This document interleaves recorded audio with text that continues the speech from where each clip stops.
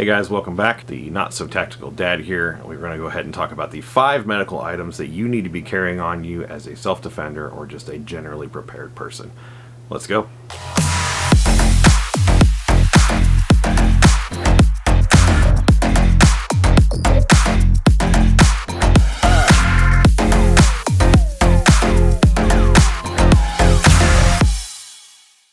Alright, welcome back everybody. First I want us to get started off with a question.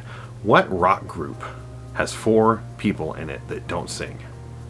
If you answered Mount Rushmore, you would be right. Dad jokes. Okay, so I hope you guys all had a good holiday weekend. So it has been a while. I had actually got to take a vacation for the first time this year, and then I get to deal with a lot of the COVID stuff at work. It has been a while, but I'm back and getting these videos back rolling hopefully pretty soon, and we'll see how that goes. So let's get to it. All right, so we're going to talk about the 5 things that you should be carrying on you as far as medical equipment goes if you are a self-defender or just a generally prepared person. Number 1, pair of gloves. You need gloves.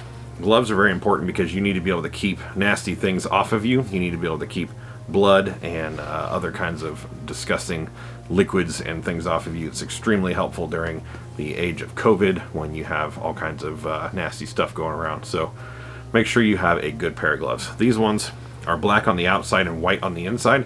So if you get a slice in it or something like that, you'll see a very bright white area, so you'll know that your glove has been damaged. These are about $2 a piece. I'm a little Gucci, so I have a big box of regular gloves too, but I like these ones for my personal first aid kits. Number 2, you need to have a tourniquet. Now a tourniquet could be something like this soft tee.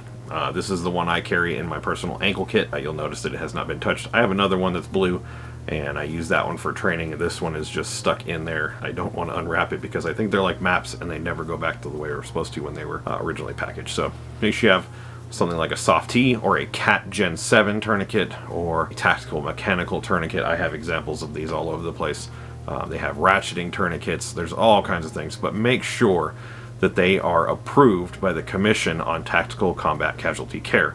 If they are not, that means they might have been tested by their own company, but they have not been put through the rigors of combat and actually being used over and over and over again. So make sure you have that.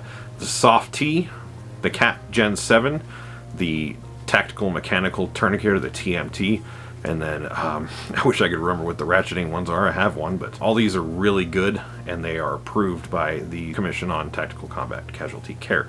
So make sure that you use that. There are some tourniquets on the market that are not approved by them, and you want to be very careful in using those. You want to make sure you use one that has been tested over and over again to make sure that it works. Generally, they will have a band that is at least 2 inches wide, so that can kind of help you decide which ones you should be getting. Also, Cat Gen 7s are faked very often. Make sure you get a Cat Gen 7 if you're going to go that route by the North American Rescue Company. Do not get a tactical recon medical janky Amazon type. Get the correct one. Number 3, you should be carrying gauze. I have here some quick clot bleeding control dressing. This is about 4 feet long, and you can either fold it up, smash it down on a wound. You can use it for wound packing or wound wrapping. You want to make sure you have some good gauze. You can use like the North American Rescue compressed gauze. You can use that to pack wounds as well. It is not a hemostatic, so you will have to hold direct pressure after you pack the wound. But with hemostatics, you generally don't have to for very much longer. So things like the quick clot and the Celox dressings, they work a little bit quicker, but they don't have to be used because they are more expensive. You could probably buy 3 of the NAR compressed dressings for the price of 1 hemostatic dressing, but that is your preference. If you have money, go ahead and do it. All right, number 4, you should have some type of emergency bandage or wrapping. Now, this is an emergency bandage by First Care Products. You can get something like the Elias bandage or the Israeli bandage, where after you've put on direct pressure, you can use that to wrap the entire dressing to prepare that person for the hospital or for an ambulance. Most of them will have extra dressing in them to help you add to that if the bleeding isn't stopping. You can go ahead and use one of those. Now you can use something called a SWAT T, which is a SWAT tourniquet.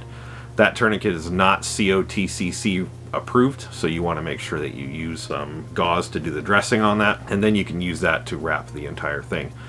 They can be used as a tourniquet, but they do take a lot of strength in order for you to be able to occlude blood flow. You don't want to use that as your only source of a tourniquet, but it can be used. Number 5. Now, number 5 is pretty funny. It's a $5, maybe even $3 survival blanket. If someone is bleeding, or if they've gone into shock because they were bleeding, they are going to need you to help them keep their temperature. If someone has gone into shock because they are squeamish with blood, or if they have bled out so much that they need heat retention, then you should be using an emergency blanket to cover them, especially if they're laying on the ground when it's cold or anything like that.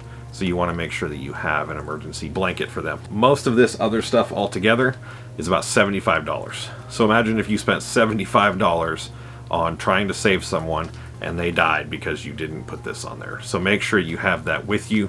Make sure you have one in your kit, whatever kit you might have around you, and make sure that you can keep their temperature. That would be a really big bummer if you spent $75 of your own gear trying to save yourself or someone else, and a $5 emergency blanket was all it took to undo everything you just did. Make sure you have that. Now, for a bonus, you should get some medical training.